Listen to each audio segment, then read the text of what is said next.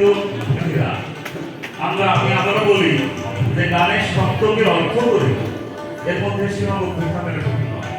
যেমন আমরা ভাবি যদি একটু সীমা অতিক্রম করে যায় চিন্তা, তাহলে পেশার ভাবনা ধর্মে নিষিদ্ধ আছে, বারণ করছে, সতর্ক করছে প্রত্যেকটি ধর্ম মানুষকে।